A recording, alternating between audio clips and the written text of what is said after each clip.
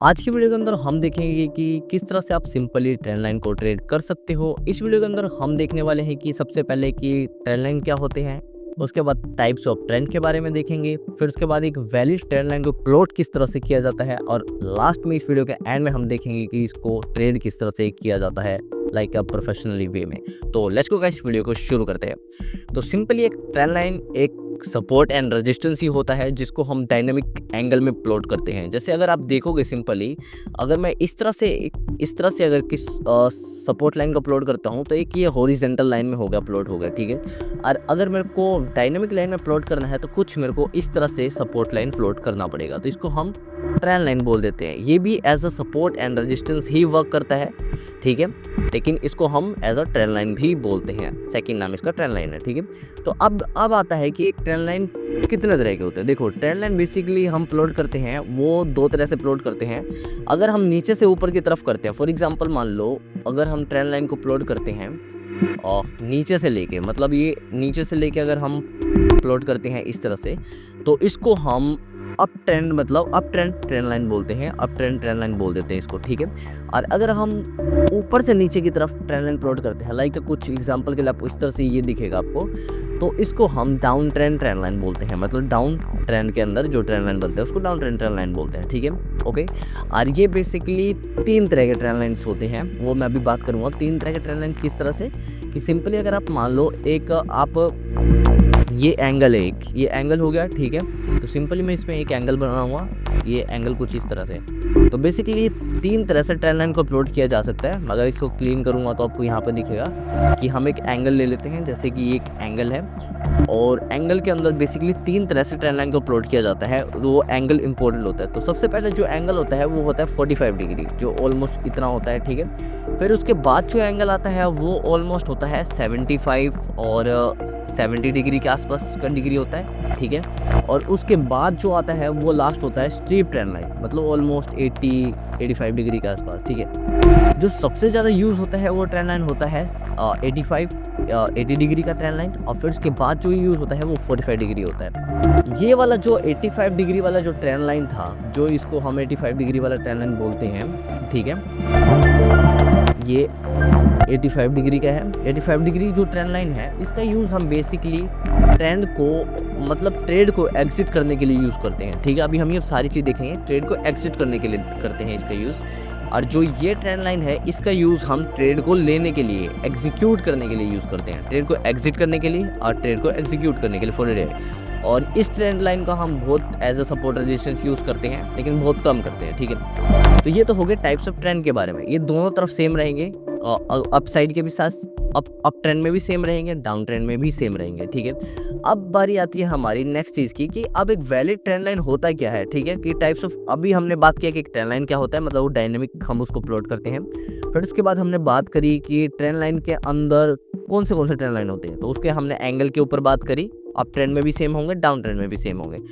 अब जो हमारी बारी आती है कि एक इंपॉर्टेंस ऑफ ट्रेंड लाइन कौन सा होता है। देखो, ट्रेंड लाइन को प्लॉट करने के लिए आपको 2 पॉइंट चाहिए होते हैं, ठीक है, 1 और 2। इस तरह से आप एक ट्रेंड लाइन प्लॉट कर दोगे, लेकिन ये वैलिड ट्रेंड लाइन नहीं माना जाएगा। वैलिड ट्रेंड लाइन पता है कौन सा माना जाएगा, वो जो 3 पॉइंट को टच कर रहा हो, कम से कम 3 पॉइंट।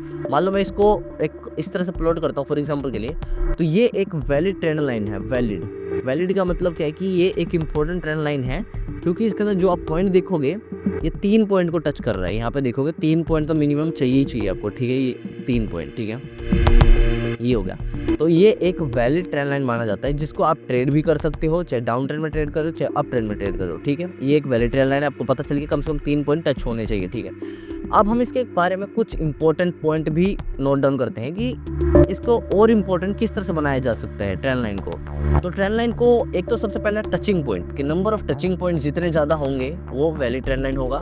और उसका लेंथ, कि ट्रेंड लाइन की लेंथ कितना है। मान लो उस ट्रेंड लाइन का लेंथ 1 साल से लेकर 3 साल है, तो वो एक वैलिड ट्रेंड लाइन माना जाएगा। मतलब उसकी टाइम पीरियड जितना ज़्यादा होगा वो उतना वैलिड और स्ट्रॉन्ग ट्रेंड लाइन माना जाएगा, ठीक है। तो ये चीज़ें हैं। और उसके बाद आता है एंगल। जो अभी हमने 3 एंगल की बात करी, तो उसके अंदर सबसे पावरफुल एंगल माना जाता है 45 डिग्री। फिर उसके बाद आता है 60 to 70 डिग्री और लास्ट में 85 डिग्री आता है। तो ये तीनों एक साथ अगर कंबाइन हो जाएंगे तो वो एक वैलिड ट्रेंड लाइन और एक स्ट्रॉन्ग ट्रेंड लाइन माना जाएगा, ठीक है। तो आई होप आपको ट्रेंड लाइन का कॉन्सेप्ट क्लियर होगा, जिसके अंदर आपको एंगल, टचिंग पॉइंट और ड्यूरेशन को चेक करना है, ठीक है। अब लास्ट आते हैं इस वीडियो के एंड में, थोड़ा सी वीडियो में फास्ट बना रहा बट कोई नहीं। तो लास्ट आते हैं हम इस वीडियो के एंड में कि इसको ट्रेड किस तरह से किया जाता है। अब सिंपली देखो, इसको ट्रेड करने के लिए क्या है कि मान लो आपने एक ट्रेंड लाइन प्लॉट किया, ठीक है, ये एक ट्रेंड लाइन था, एक वैलिड ट्रेंड लाइन था। अब मान लो जैसे ही ये ट्रेंड लाइन ब्रेक हुआ, यहाँ पे ये ब्रेक हुआ, तो ये आपको दो तरह से ट्रेड देता है। या तो आप इस ब्रेकआउट पे ही ट्रेड कर सकते हो कि मान लो बिग कैंडलस्टिक बना, ठीक है, यहाँ पे ये बिग बार कैंडलस्टिक पैटर्न बना यहाँ पे ये वाला, और इसके लो के नीचे ही आप शॉर्ट कर सकते हो और ट्रेंड लाइन के ऊपर का स्टॉप लॉस लगा सकते हो। सिंपल ये हो सकता है, जैसे हम इस केस में अगर करें तो कुछ इस तरह से हमारे ये ट्रेड एग्जीक्यूट होगा, यहाँ का आसपास का स्टॉप लॉस लगेगा, ठीक है, और हमें 1/3 के आसपास का टारगेट मिल जाएगा आराम से, ठीक है। तो ये तो हो गया एक सिंपल वे। अब दूसरा भी आता है, थोड़ा सा ये रिस्की भी है क्योंकि ये ट्रेड फेल भी हो जाता है कई बार, ठीक है। अब जो दूसरा वे आता है वो आता है एक अनरिस्क वे आता है, जिसको हम सेटिस और रिट्रेसमेंट कहते हैं, जो वापस उस चीज़ को रिट्रेस करने के लिए आता है। हम उसको इस पॉइंट पे ट्रेड करेंगे, ऑलमोस्ट इस पॉइंट पे, ये वाले पे। या तो ये ट्रेड होगा जो या तो ये कुछ इस तरह से आएगा कि मान लो ये इस तरह से ब्रेकआउट किया और ये वापस रीटेस्ट करने के लिए ट्रेंड लाइन पे गया और यहाँ से ये वापस रीसेल आया, रीसेलिंग कंफर्मेशन हुआ, फिर हम यहाँ पे ट्रेड करें इस पॉइंट पे, ठीक है, इस पॉइंट पे ट्रेड करें। तो एक तो आप इस तरह से ट्रेड कर सकते हैं। आप यहाँ पे किस तरह से ट्रेड होगा, सेम ही होगा कि आपको पहले कुछ कंफर्मेशन मिलेगा, या अगर ये इस पॉइंट पे आ रहा है तो भी ठीक है, अगर इस पॉइंट पे आ रहा है तो भी ठीक है, कुछ कंफर्मेशन मिलेगा, उसके लो के नीचे, मतलब अलर्ट कैंडल मान लो बिग रेड कैंडल आया तो उसके लो के नीचे का आप शॉर्ट करोगे और इसके हाई के ऊपर का स्टॉप लॉस लगाओगे, और कुछ इस तरह से आप इसके अंदर शॉर्ट करोगे, ठीक है। तो ये आप इस तरह से ट्रेंड लाइन का यूज़ कर सकते हो फॉर शॉर्टिंग पीरियड के लिए, ओके।